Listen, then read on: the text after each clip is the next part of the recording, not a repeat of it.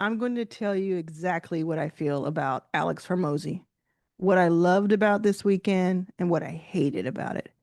Let's get into it. My friend Nikki Saunders sent me a text, hit me up, and said, "Are you going to be talking about Alex Hormozi today? I got to hear your opinion." She's making a video about it. She asked me to make a video, so here I am. Alex Hormozi, he is a sales and marketing expert. He's made hundreds of millions of dollars in general. Some of it's been through paid ads, figuring out that. Some of it's been through organic. He has these books called $100 Million X. So the first one was $100 million offers. What do you sell? The next one was $100 million leads. How do you get people to what you sell? And then this one is $100 million money models. How do you make more per customer, essentially? So I'll tell you what I think. And I'm going to be so honest with you. Have no reason not to be. Like, that's my prerogative. He speaks for himself. He says what he believes, and I do the same, right? So I think he would respect anything that I say. So I'm going to say it, and I respect you enough to say the truth. This is what I think. This weekend, if you're not familiar, by the way, let me know in the comments if you'd ever heard of Alex Hormozi or if you've never heard of him. Let me know. Also, let me know if you know about his book event launch that he did over the weekend on August 16th. Let me know, or if you didn't know about it, because it'll help me understand like how far-reaching he was. Now, I talked about it a lot on my channel the past couple of weeks because I joined the contest to have the most people sign up to watch it. And we ended up having like 2,300 people signed up. Out of 22,000 affiliates, I was number 15 on the main list. So I did win top 50. I didn't win top 10, which I wanted to, but top 50 means I get to go to this event that's happening in a few weeks, and I'll be one of the people in that room. So excited that my friend Danielle Leslie also won top 50, so she'll be there too. She's awesome. What I'm very proud of is that I did it all organic. I did not do pay a penny on ads, which a lot of people in the top 10 did.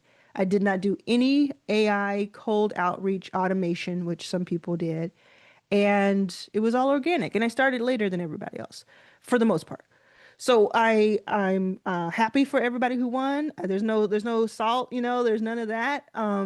But I'm just really proud that it's like 2,300 people, and we had a lot of fun. I did a bunch of bonuses, and so I was able to give out millions of dollars worth of free bonuses when you count how many people had access to it. And I was able to have a lot of fun. I'm going to be meeting with 12 of the people who helped me get signups. I think together we did like of my 2,300, like 10% of it or so came from, now I could be wrong, it could be more like 20%, but some percentage came from people entering my contest that was a mini contest to meet me. Anyway, let me tell you what I think. I just want to let you know that I was participating, I was in it. So, first of all, I really like Alex's book trilogy. I think that the book launch, I have three books myself. I have It's About Damn Time, my first book, which you can get anywhere. I have Your First Million, and I have Arlan's Revenue Playbook. The first two were put out on major publishers. So there's right there is It's About Damn Time. Your First Million were put out by major publishers. My Revenue Playbook was put out independently. So I love his trilogy in that it's not just these one-off books that are not, together. It's $100 million this, the offer, the leads, the revenue, basically, the profit, or the flywheel, whatever. I really like that. And I read both. I like the leads better than the offers because I know what to offer. The leads, super, super helpful. He leans pretty heavily on paid ads, and I just don't. Like I have spent money on paid ads. You may have seen some of my ads, but it's been very recent that I've been doing that. And the paid ads that I do have kind of going all the time are on Instagram, and they're just to send people to my page to get to know me and decide if they want to follow me or not. I I I look at it like that. So I haven't done a ton on paid ads. It's not that I'm against them. It's just that I really like the idea of organic. I love YouTube. The last 18 months on YouTube have been so fun and, gained all these subscribers and appreciate you. So it leans heavy, all of his books lean heavy on that. So it's not like 100% of the book is something that I can relate to. However, when I do put out ads, it's something that I can reference. So I like that. I like that with every book, he has a release that coincides with what the book is about. So for $100 million leads, his big thing was how many leads can I get using the different frameworks that I'm teaching in it? Paid ads, organic, referrals, affiliates. How many ways can I bring people in to show people how to do this? And with that one, which was like a year or two ago, maybe a year and a half, 2 years ago, he didn't sell anything except for the book itself and some hats. And he made a pretty penny. He made millions of dollars. He sold 1 million of these books, the first two. So it's not like you need to cry for him. And not only that, but the leads that he got, which was like 500,000 people, he was able to then go to email directly and retarget them in paid ads and bring many of them into other things that were paid. Now remember, he's doing other things. Like his big money comes from running other companies and owning other companies. He doesn't really run them, but owning other companies. And his wife Layla does most of that. His wife Layla does most of that day-to-day CEO work up until very recently when they got a new CEO. So I'm looking at that, and as from my perspective, I'm not mad at that. I think it was very brilliant of him not to sell anything. I know that when it happened, some people were upset who sold courses because they were like, "You're going to make it hard for us." And it's like, no, there's just no way that that's going to, I don't think it made it hard for anybody because that's his style. So he created his style and that was his style. And then a lot of people went on to do that and they benefited from it. So I think that there's some haters when it comes to his success. I think that's obvious, right? I think there's some haters when it comes to his success, and they don't even realize they're haters. They think that they're giving like this very elegant and intelligent critique, but it's just that they're upset that it's not them, right? Now, having said that, there are a couple ways that Hormozi and I we're not on the same page. We're not on the same page. And it doesn't really have a lot to do with his sales technique, which I'll talk about like this offer and this launch. It has more to do with a couple of things that are more personal. And right now is like if anybody stumbled upon this video because the word Hormozi was in the title, this is when you're probably going to get a little like, irked. But I think that Hormozi, I would say that his target audience is men. Like that's pretty obvious. It's men. But I think that he really leaves people out when he talks about men being kind of the only people he's talking about. And straight men. He's always talking about men and their wives and men and this, and there's a little bit of a conservative point of view. Now, I will say my brother does the same thing. So I understand that that's kind of like, it's not like a bad thing. It's just kind of like that style. When I'm talking, I'll say, "Hey, girl," because most people watching this are women, but I also know people are outside of my age groups, my target audience. They're outside of the racial demographics that sometimes come into play. They're outside of gender, orientation, like all the stuff. So I know that right now, multiple different types of people are watching me. And I keep that in mind when I talk. And I don't see him do that as much. I don't see him say, every once in a while, he'll say, like, or a gal or whatever. And he kind of catches himself.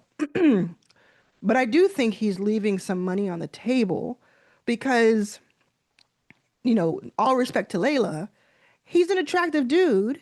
I know I'm going to say something stupid now. I feel like I'm going to say it not the way I intended, but what I mean is like he would attract more. Well, let me try to do this better. He would like attract more people. Forget about the attractive stuff, but he would attract more people who kind of like were just looking at him like, oh, he's wearing like a tank and he's like, showing his muscles. He's doing that on purpose, right? He would keep more people if he were more inclusive. And I don't think that he doesn't want to be inclusive, but I do think that he probably thinks that it's like woke is a problem, quote unquote. By the way, by the way, woke is not a bad word. Woke means aware. It was Erica Badu, I believe, who started talking about being woke. And it's just a colloquial way of saying awake, which means aware. Like stay alert, stay aware. Woke is not bad. If you think it's bad, that's your prerogative, anybody watching this, but I don't. And I'm very outspoken. I didn't get to, investing in 200 companies in 10 years after being homeless without being outspoken. I didn't get to different rooms without saying what I feel. So I do think that there's like when we were watching, we did like a watch party in my memberships, and we were watching this 5 hour, 7 hour, I can't even remember how many hours it was. When we were watching a lot of it, I just kept thinking, and some people would mention it, like he keeps saying guys and him and he, and I'm not even mad at it, like because I deal with this so much. I'm more like you are missing an opportunity because you are getting the attention of women. You are getting the attention of people who are not white men. Yet your five guests are all, if I remember correctly, except for the new CEO, are all white men, you know?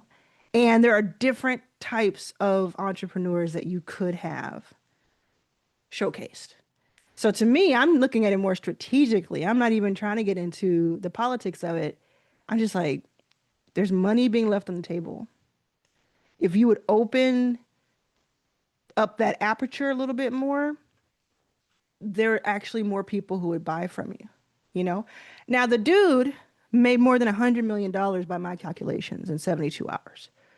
So he doesn't need any of this. I'm just saying my piece because that's what I was asked to do. So I'm saying my piece. There's also what I don't know, too much about politics, but I think maybe an hour into the conversation, Alex started talking about like this is America and America's one of the it's the greatest place on earth to have a business and stuff. And I do believe I know he loves Elon, so I'm going to go ahead and just guess that he agrees with some Republicans. I don't know what he thinks of Trump, but I get if I had to guess, I would say he likes him because he's a businessman. He's an absolute fool and horrible person, but that's not what this video is about. I get to say that though because this is the America that everybody's so excited about. But what I thought was so interesting was that when you start to read those top 50 names, including mine, thank you. But if you start to read those 50 names, he had to bring Layla in because the names were so diverse that it was hard for both of them to pronounce them.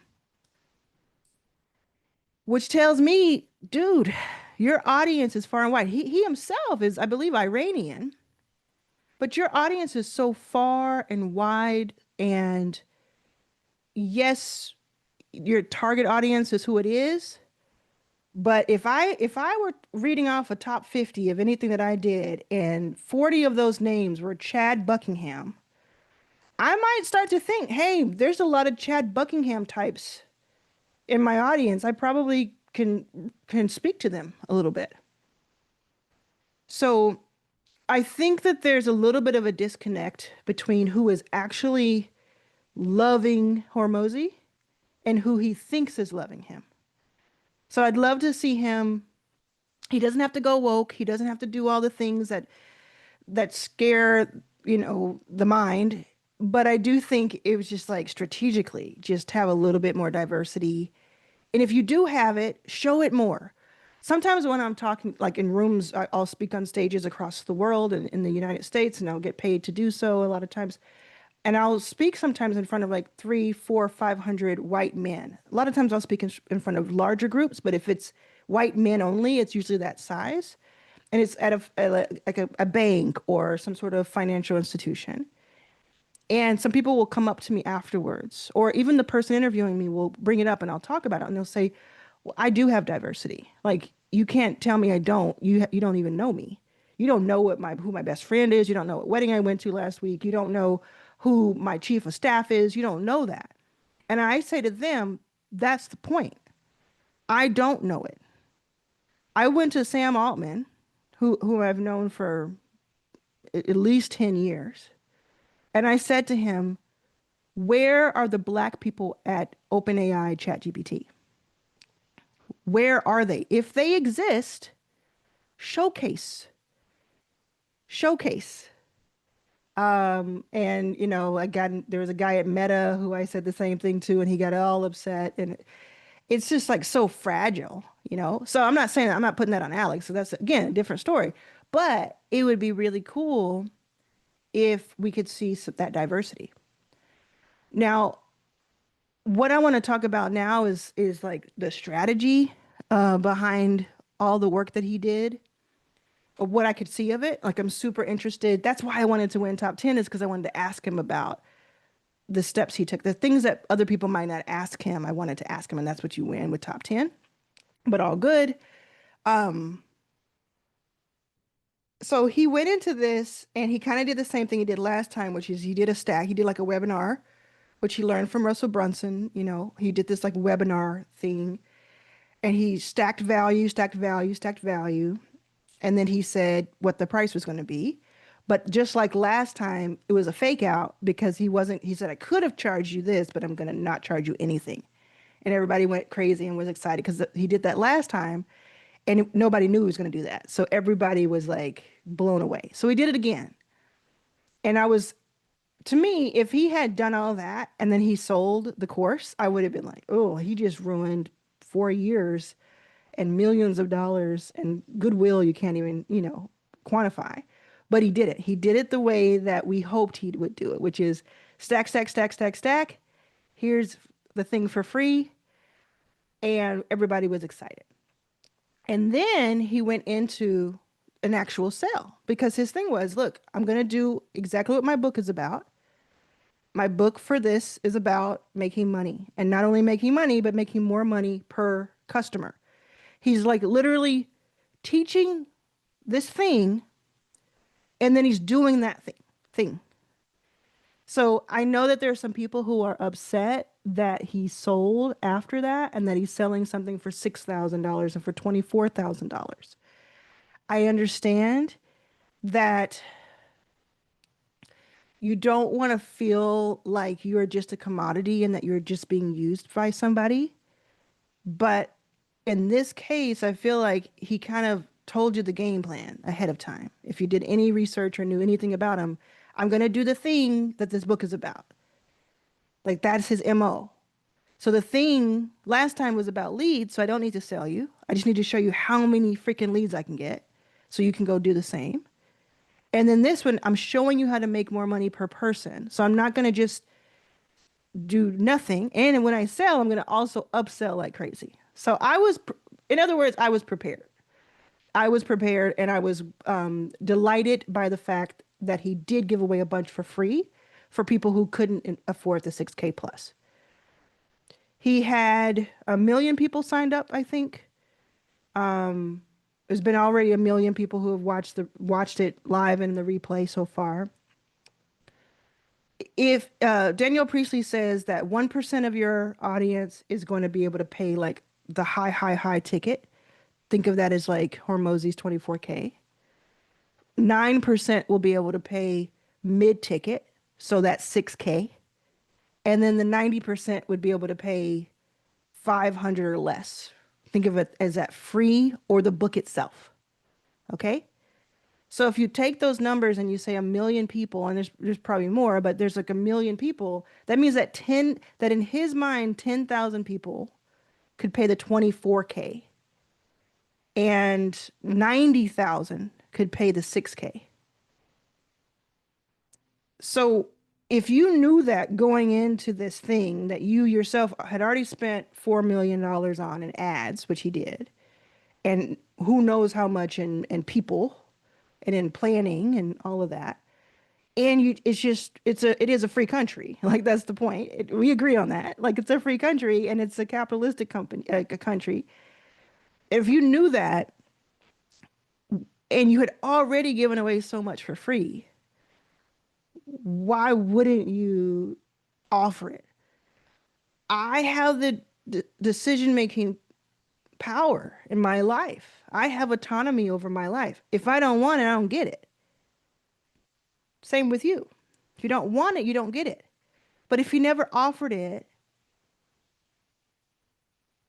what is that going to do? I think he was right in offering it. I think he was right in charging however much he wants for it. And then people can decide if they want to buy it or not. That's just how I feel. So I actually bought the 6K offer. I bought the 6K offer like almost immediately when I saw it. I did it for a couple of reasons. One is you get the 200 books and people just pay for shipping, and I wanted to give away 200 books to my audience. Simple. If nothing else, that sounded cool to me. Now I could take that same $6,000 and print up, 600 of, no, yeah, 600 of my own books. But I like this, and that wouldn't include shipping and all that, right? But I like this, right? So I was like, okay, that's cool. I also did it because if you're less than 90, like fewer than 10% of people are going to do that. And I wanted to be in that more rarefied air because I wanted to be able to tell that story. When I do things, sometimes it's an investment. This is an investment. Some people might think it's stupid. Some people might think, oh my God, I can't believe you did that. I don't care. Like, literally don't care. Because I know what an investment looks like and I know what I can do with that. And I think, the thousands of people who did it know that too. So if it is Monday evening and I bought it on Saturday morning and I've already made the 6,000 back because of how I've been able to position it. So it's interesting, right? And the third reason I bought it was because I wanted to see the funnel. I wanted to go through the funnel. I wanted to see what happened when the follow-up happened. The text messages that I'm getting, I wanted to observe. I always tell people, observe me. Don't just do what I tell you you should do. Watch what I do. Deconstruct what I do.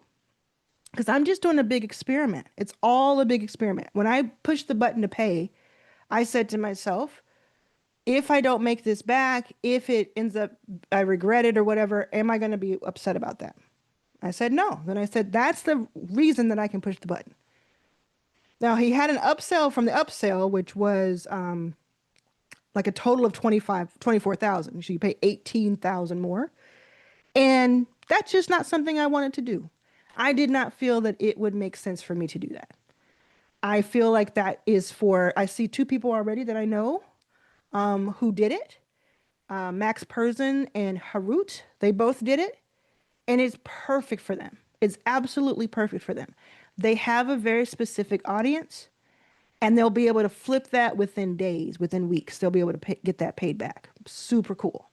That proximity, that bragging rights, the rooms that they'll be in, not just today, not just tomorrow, but for weeks and months and even years. They're going to meet one person that's going to change everything. They're going to say, oh, when I did that thing, I paid 24K, but I made 240K about a couple of months later because I met this person and it brought me into a deal, or we partnered on a launch or whatever.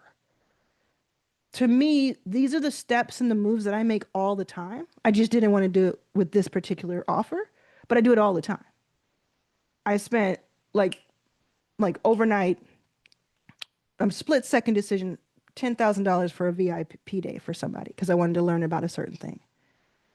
25K for this, 50K for that. I'll do it if I feel like I'm investing in myself. And anytime I feel like I'm investing in myself, I always think about how can I position this?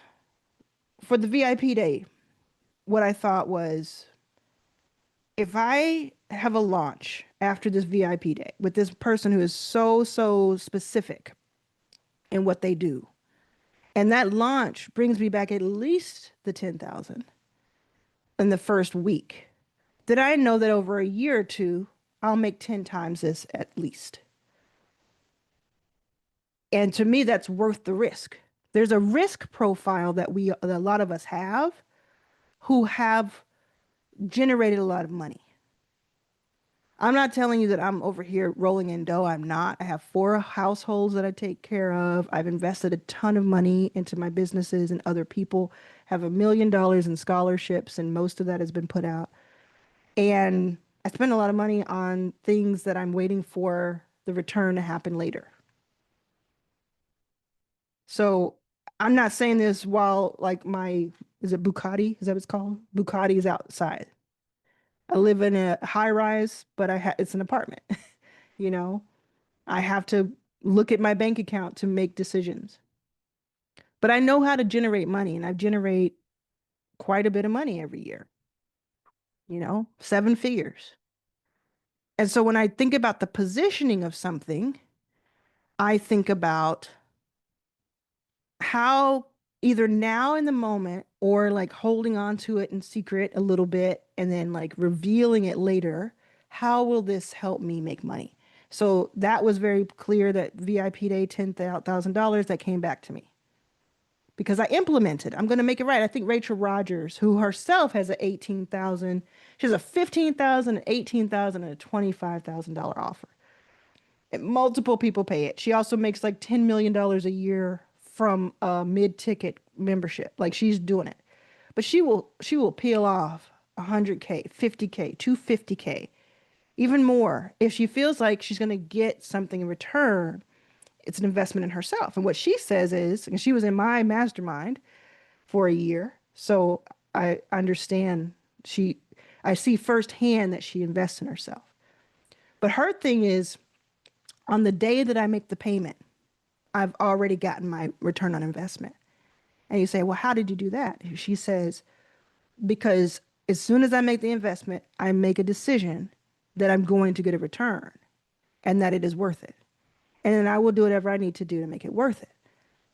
So people you can teach you, you can put them in the right room, you can do all that. They lead a horse to water, but you can't make him drink. She's saying, I'm not going to spend 15,000, 50,000, 100,000 on something and then sit back and say, okay, feed me, make it right. She's like, this is an investment. We're going to get this money back. We're going to make this right. What do I need to do? Let me be head of the class. Let's go. And do you know she went to every single one of our live sessions in Inner Circle when she was in it? Every single one. There are people who didn't. And she was there every single time. And, got a great deal out of that experience as told by her. So I really believe in the power of investing in yourself. It doesn't mean you have to spend a lot of money especially if you don't have it. What I really can't stand is when there's some of these fake gurus out there who will say my thing costs 10,000, it costs 15 or 20, whatever it costs. If you got to get take out a second mortgage, do it. If you got to take out a crazy loan that's going to just put you into crazy debt, do it. I hate that. There's no good reason for that when you look at the Daniel Presley odds. Let those 90% of people be. Let them be. Let them. What I said, I even did this today. I sent out a launch email about something. And I said in my PS, if you can't afford this, I'm not going to say, hey, I'm going to tell you how to afford it. I could do that. But I'm saying, no, we're not doing FOMO. Literally said this. I'm not playing with FOMO with you. If you can't afford this, go back over here to my $50 a year, your first 5K. Or my $600 a year, Arlan's All Access. Go back over here. Don't worry about paying this $1,000 or $5,000, whatever. Go back into the classroom. Go back and learn something that will help you make money, and then you get to decide if you want to spend it over here. So when you're talking to your 90%, don't try to milk everything from everybody. That's not good. That's not good vibes. That's not good energy. Think about it more strategically. Think about, well, 1% of the people can afford this. whatever this, high ticket is, or whatever your high ticket is. Your high ticket might be $100. It could be 100,000, right? 9% could probably afford mid, and then 90% probably I'm going to have to give them an offer that is either free or dot dot dot. And your free, by the way, could just be your YouTube videos. People are like, well, what if I give it all away and people won't want it? That 1% and that 9%, they don't, they can't settle on YouTube videos. They can't, that's not how they operate. They have to have, they have to have more. They want to be closer to you. They want to know more secrets from you. They want to have more materials. Like, do you have a workbook or a cheat sheet or a course I can sink my teeth into? They're going to want an experience from you. They're going to want something. I'm that person. I'm in that 10% on any given day. When I was watching Max's video, and by the way, he's done like $2 million on School, which Hormozi co-owns. I'm wearing a School shirt, like I, I invest in stuff. He said, I'm really easy to sell. But if you think about it, so Max said he paid 24,000 for this for Hormozi. He paid 25,000 for something with Matt Gray, and he paid another 25,000 with Iman Gadzhi. That's a whole nother story. I'm not going to comment on that. But if you think about it, people might be like, that's crazy. $75,000 for some three dudes who are going to tell you something they probably already said in a YouTube video. It's not the same. Because over here, $2 million. I think this year he's already made him more than $1 million. I don't even know the amount he's made because he makes like 100 to 200,000 a month. If you make it work for you, it works for you. So just take all of that I'm saying and just put it where you are. I was homeless 10 years ago. I couldn't rub two pennies together, but I made stuff work. So if you have, if you're making 60,000 a year, ends are meeting, and you have just a little bit of a budget to invest in self-care, self-help, all that. Push yourself just a little bit and get the thing that's going to help you level up. Go to the event that's going to help you level up. Get that coaching call that costs $500 that maybe spending an hour with that person could help. I've just heard it so many times that has been the turning point for so many people.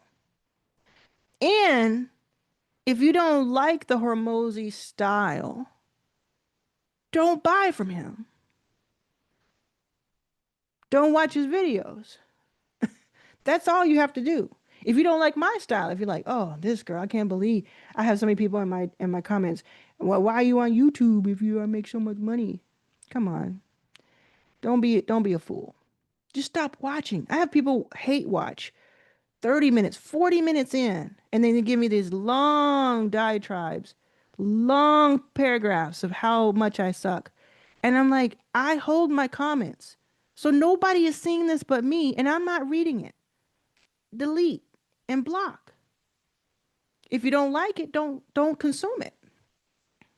You wasted that time. Okay, I don't like them. Move on. Like I just kind of alluded to the Iman Gadzhi. I don't have an opinion either way. Not that I don't like him or whatever. It's just that I watched a little bit of his stuff and I stopped watching it because I was like, oh, I've done enough there.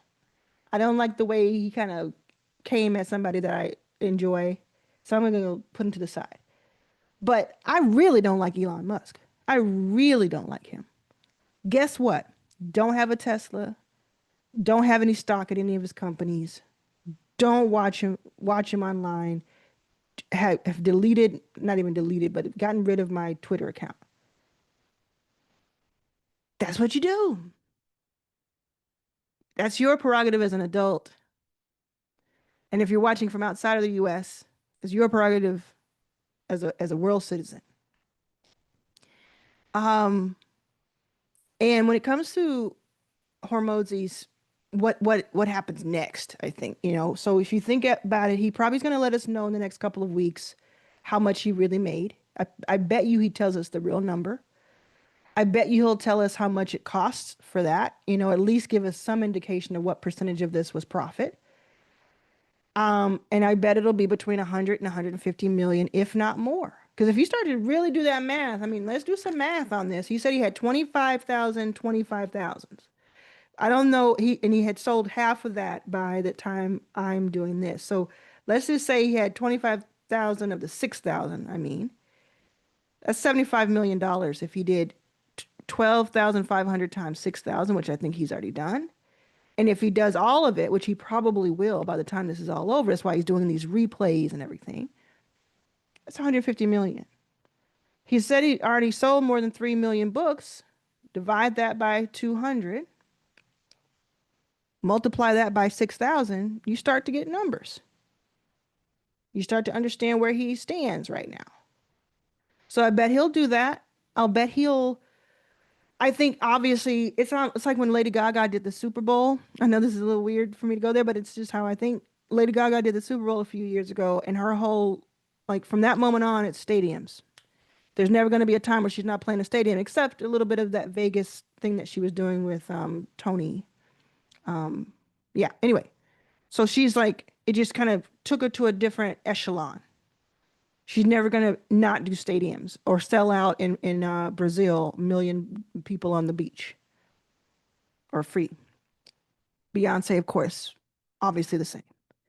I think with Hormozi, he had already broken all kinds of records, and it's just so impressive, and it has taken him, the last 2 years for him have just been like amazing because of that. But I think he was still touchable. I think with this, he now gets to decide, am I untouchable or not? I hope for his sake, while we're doing this whole video of me just talking like like it matters, right? But I do hope for his sake that he does decide to stay where he is so that he has this higher quality of life. He's very much so, I don't know if it's stoic. I don't know. I don't know enough about it to know if that's what it is, but it seems like it. Where he feels like you get these years, you die, everybody forgets about you, move on. And when you feel that way, which I'm kind of close to that, kind of close to it. I do like legacy a little bit more than he does, but I'm very much so, this is the life you get. Live in this moment. Um, I don't do a lot of spirituality. I don't do a lot of like things that have these anchors. It's like, no, this is it's now or never. But I do hope that for his quality of life, that the friends he had before who were good to him are the friends he has right now. And I don't doubt that that's the case. I don't think that he was like, oh, I'm so cool now. But this can take like who else can say that on Saturday they made $100 million? Who can say that? So he's like up in the stratosphere now. And that's gonna feel a certain way that's gonna feel like there's nobody who can relate to this except for him and his wife. Like there's nobody who can relate to this. There's nobody who can talk to me about they can't give me any advice because he wants to be a billionaire. So I guess there are a couple of people he would listen to that are billionaires. But point of this is I do hope that he's like, oh yeah, that happened. Cool. Like just same way it felt when he sold his company that he said before. It's like it felt like, oh, there's more money in the bank account. Okay, let's keep going. I can do more. I can do private planes now. Great. That's what I hope happens here. I hope that we get to witness a lot and learn from it. I know that there are some people in my audience, if I had to guess, maybe 3% to 5%, maybe up to 10%, who are not super keen on his style, are not as excited or impressed as others. And I just think you should be honest with yourself and just like be true to yourself. That's cool. You know, I think of like there's nobody in this world that I think, oh my God, they're so amazing that I can't talk to them. They're so they're like they're better than I am, or they're on a different level than I am, you know? So I'm always going to be able to call people out. I'll always be able to say what I feel and think and give credit where it's due. Um, so do that. There may be some aspects you like and some aspects you don't like. There may be something that happens in the future, in the near future, and we're like, oh my God. Oh no. But I will tell you this. I will tell you this.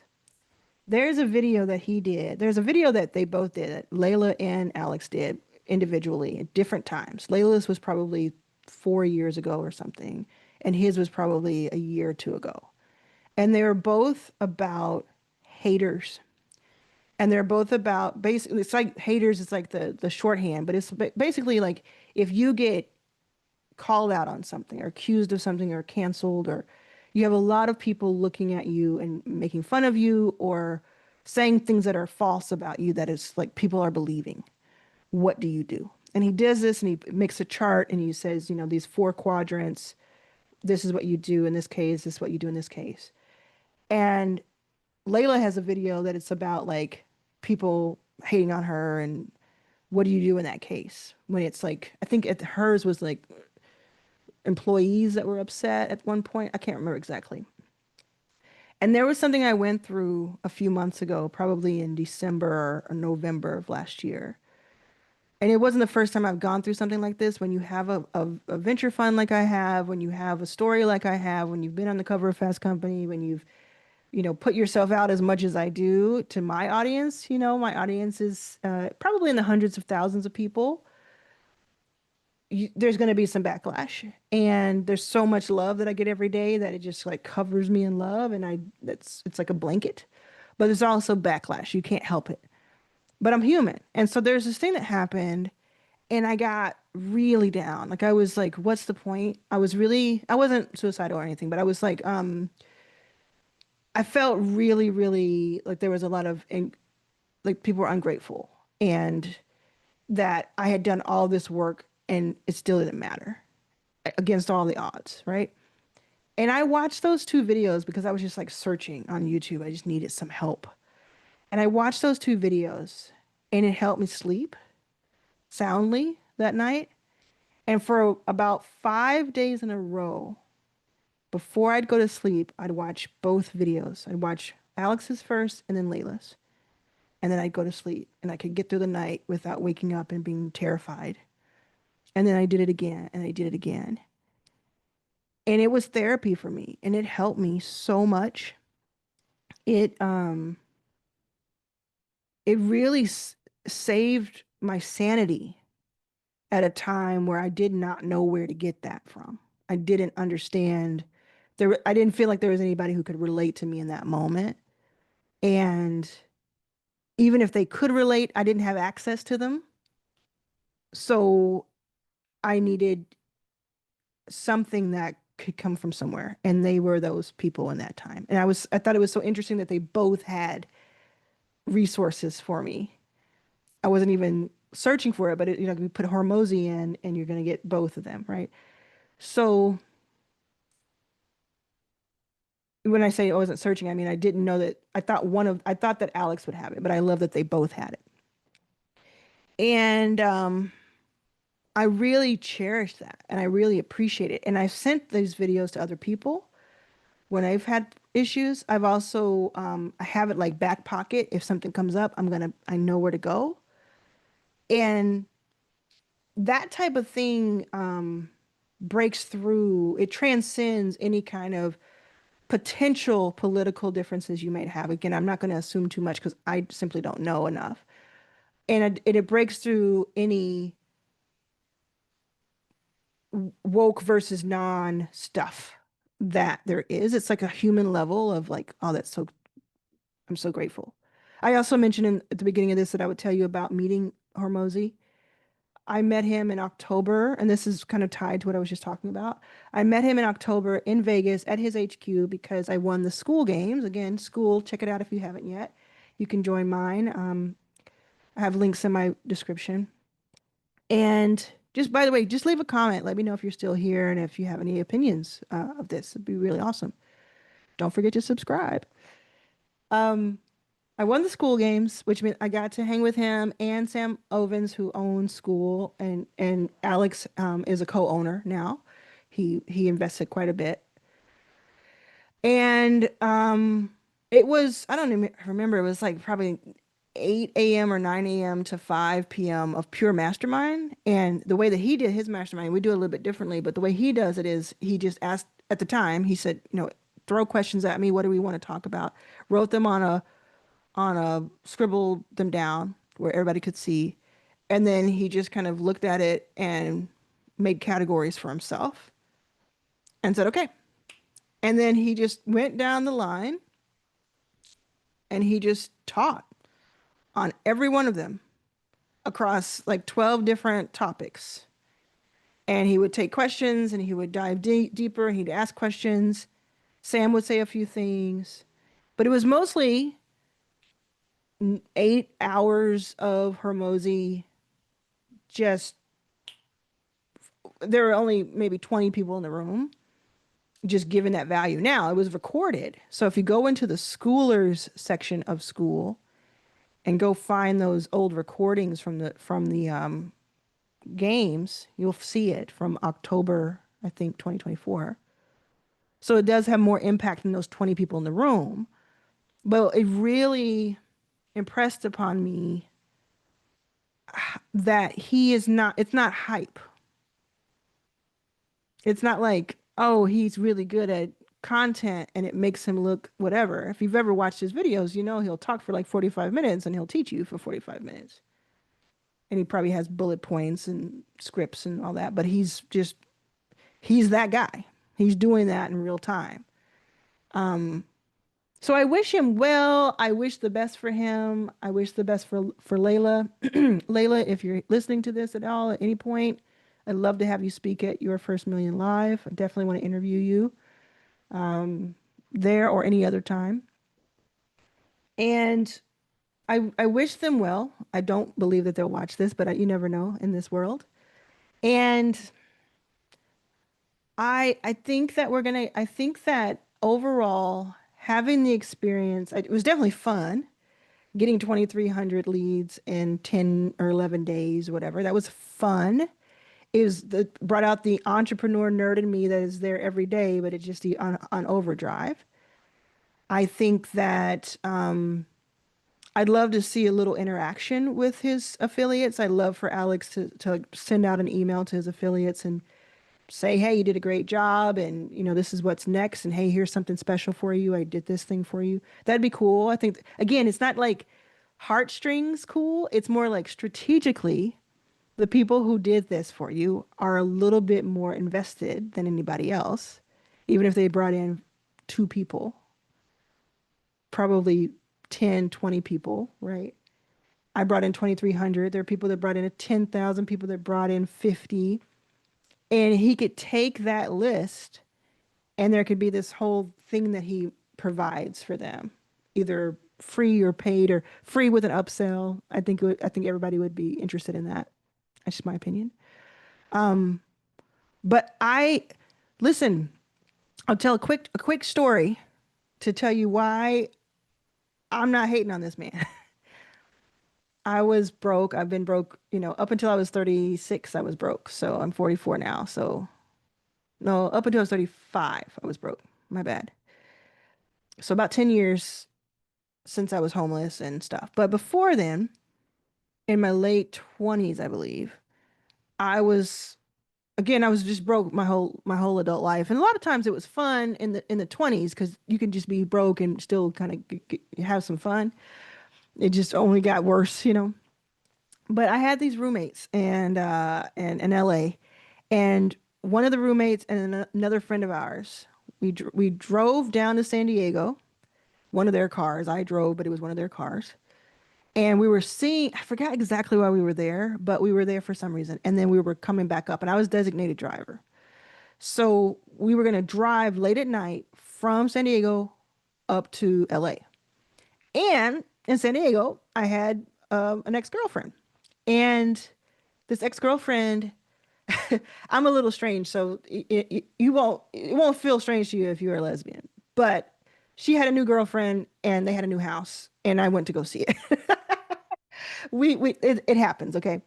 So she had a new girlfriend who I didn't like, but then I was fine with her after a few months. And then I heard that they had a new house, and she said, come up and see our new house. So I was like, okay. And I know that like my ex-girlfriend had a lot of money, and I didn't know if her girlfriend did or not, but apparently she did. So I drive up to the house with my two friends, and it's late at night. They've been drinking. We're at home to LA. And I'm like, okay, let's go check it out. Like, and mind you, this is my girlfriend, ex-girlfriend. So I'm the one who has the least reason to want to go in there. And one of my friends just jumped out of the car, like, cool, let's go. The other friend, who was my roommate, said, nah, I'm gonna stay in the car. And I was like, why? You okay? You like tired or what's going on? Let's go.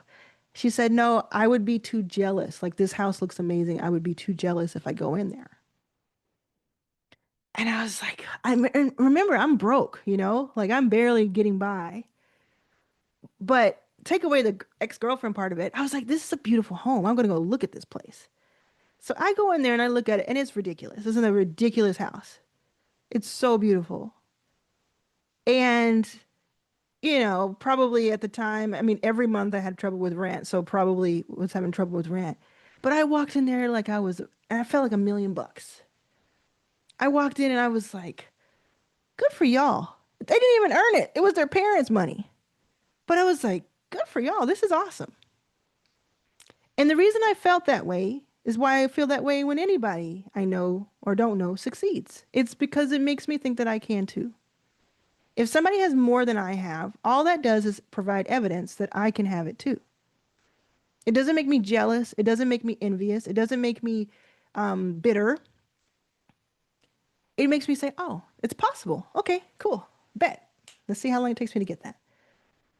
And there would be no way I'd miss out on it. If there were other reasons that I wouldn't want to go, I wouldn't have done it, right? But if it was like, we're okay and I just want to go see a house, I was like, this is so cool. One day I'm going to have a house like this. So, and a few years later, I absolutely had the ability to have that if I wanted that. So if like I'm not going to look at Hormozi making $100 million over the weekend. I've had zero bitterness towards it. If he had done it in a way that I thought was wrong or immoral, I would be like talking about it, right? But I look at it as like capitalist world. He sold something. Adults had the decision making ability. Some of them decided to do it. It's not my decision to make as how you spend your money. And in fact, I even spent on it because I wanted to. So there's not been this moment where I've like thought, oh man, it must be nice. Oh, he gets to do it. No, I think, okay, that's cool. I don't necessarily want $100 million in a weekend. I probably, but I'm looking at like, okay, could I ever make $1 million in a weekend? Let me find out. What does that look like? How long would that take? Hmm, let me find out. That's how I look at it. There are some people, and it's the majority of people that I've interacted with in the last few days that are so hype and you feel euphoric and you feel like you can do almost anything because of that event. The nerd population, our business nerd population, right? You feel like I can do it. Super Bowl happens, people feel like I can, it's so exciting. The whole world is watching. That's so cool. The Oscars, oh, that's so cool, right? This was our Super Bowl. This is our Oscars. This is one of those. It's not everybody's cup of tea. And it's not the end all. It's not like, oh, there's nobody else could ever do this before, again. Or I'm idolizing this one guy. No, I don't idolize anybody. But I do think it was fun. I do think it was inspirational. I did take notes and take note. And I loved hearing the various responses from my audience. Because we had the watch party inside of our memberships. People were watching, leaving comments. There were hundreds and hundreds and hundreds of comments by the time we finished. And I liked that. I liked that it made people feel like some people who said like, I don't have any money. Like I'm not doing well right now, but today it made me happy. I feel like I have more information now. I feel like I have some hope. That's all I try to give people is hope. That's all I try to get, like hope, because hope can sustain you. It sustained me when I was living at an airport. It sustained me when I didn't know what I was going to eat. It sustained me when hope is my religion. Hope is my religion. I'm sure somebody has said that before, but it is. So it's my spirituality. It's hope. It's my currency. It's hope, right? It's like it's what I trade in. And I don't think that there's anything wrong with that. Hopefully, we don't hear anything, behind the scenes that happened and we just didn't know. And I'm basing all of this on face value. What I hope, right? Hope. What I hope is true. What I have no reason to believe is not. Benefit of the doubt. I am not going to be bitter. I'm not going to be jealous. I encourage you to feel the same way. And another thing that Hormozi and I have in common is something that he said at the beginning of his session. It wasn't his session, it was actually the beginning of his course that he gave away for free. It's like I think it's in the first video. And he says, I hope that basically, he's like, I hope you do better than I ever have. Like, I hope you run laps around me. And I've said those exact words to people. I hope that I it's already happened, in a lot of ways, but I just hope that I get to continuously meet people who do better than I do based on what I've taught them. That's an exciting and thrilling proposition to me. That is my incentive. It's not for me to be standing tall amongst men, looking down on the kingdom and I'm the top, I'm the best, I have the most money. That is not attractive to me. I've said this in the past that I've said that I think I can become a billionaire because I think I have the ability to, but you would never see me with $1 billion because if I earned $1 billion, I would have given away most of it or invested most of it or whatever the case may be. So it's not for me, it's not like, oh, I have to have it all. It's a zero-sum game, not even close. I also um I also just hope that, yeah, I hope there's a little bit of wiggle room in the thought process around what woke means and what is owed to people. I think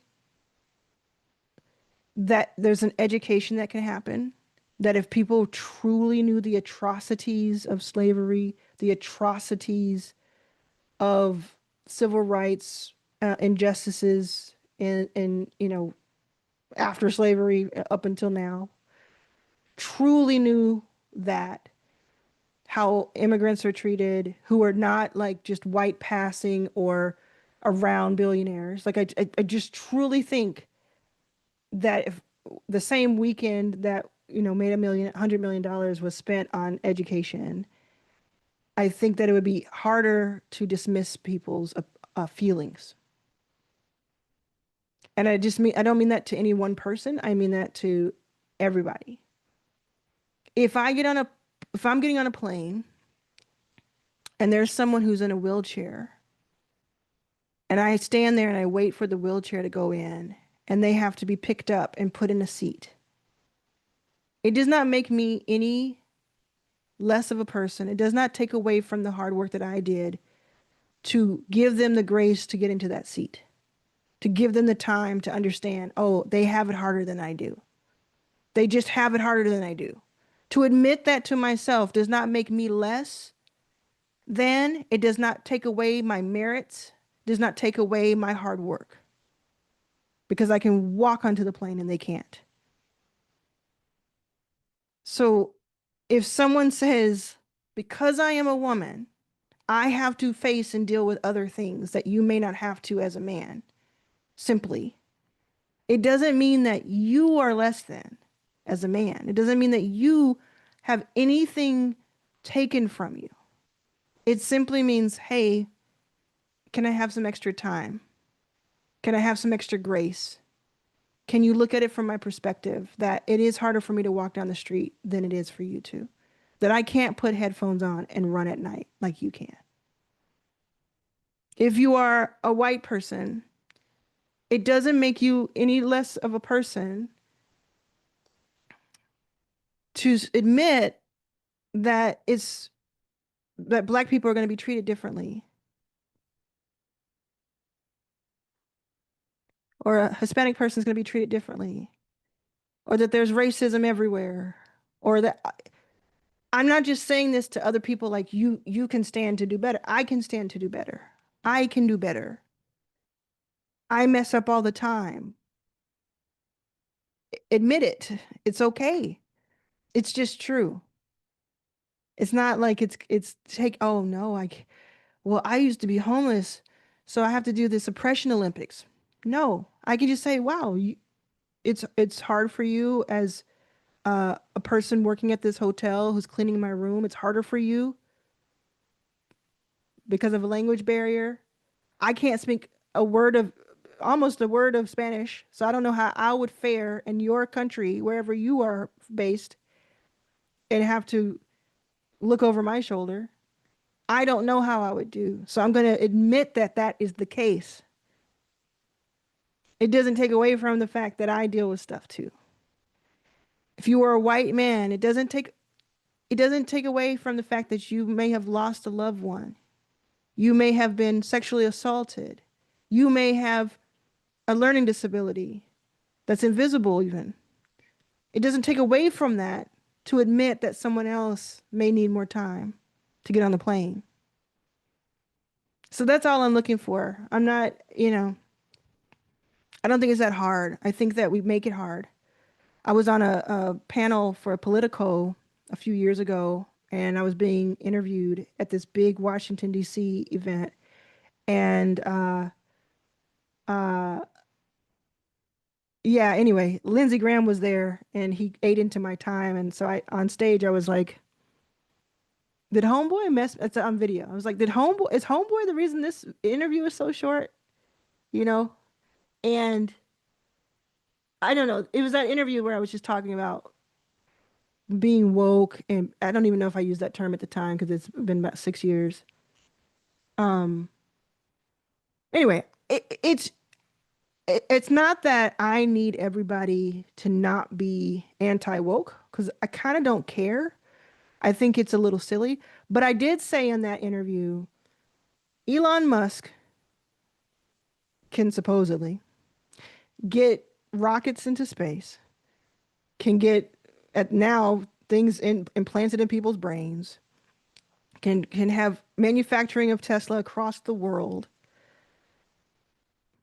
but he can't like have a black person on the board of any of his companies, or he can't like believe or understand that diversity is important, or even research it to make the decision that it's not.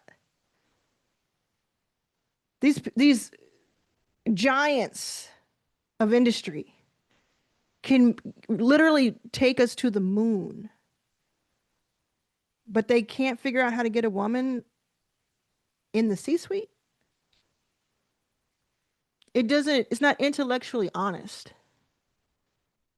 So that's what I'm looking for. I'm not looking for, oh, now I have to care what happens to all these black people or all these Hispanic people or all these, you don't have to. Just kind of admit it. Just kind of admit that there's some unfair things. I'll admit it for you, you admit it for me. The reason I'm talking about this right now, by the way, is because I know that I can already imagine that based on my title and thumbnail, that there are some people who are seeing me for the first time. And I don't usually talk about this stuff on YouTube. And in fact, I should probably just go ahead and upload this because it's getting later in the day. But this is me. And there's so many people there's so much stuff that I don't believe in that I have to wade through in order to get like just solid business advice. Because the majority of the people that are writing the books and that are on the YouTube channels and are doing well are white men who have opinions that I don't agree with. Not all of them, but some of them. And I have to, and we have to kind of wade through that and just kind of put it to the side and just say, okay, just teach me something about business. So you can certainly listen to me for a few minutes say my piece. This is why I have so many books, by the way. It's because I'm like, we got a lot to make up for. It's about damn time. It's about damn time. All right. That's what I think about the Hormozi thing. We kind of got veered off at the end there, but if you made it this far, I want you to say the word water. No, not water. We're not going to do what? We're going to do another word. We're going to say, I love it. I love it is your code word to let me know that you are here. I'm going to see what that does to the algorithm. I love it. Let me know that in the comments. Anyway, let me know any of your thoughts, any of your stuff. I'll put some stuff in the description here. If you've been listening to me on your phone, um, hey, I miss doing my podcast. I used to have a bunch of podcasts over the last few years, and I used to do this all the time. I just talk for an hour or two. If you want me to do more of this, just tell me in the comments, and I will. If I don't hear from you, if I don't hear that that's what you want, then I'll keep it like it is. All right. I hope you have a wonderful day. We'll see you soon.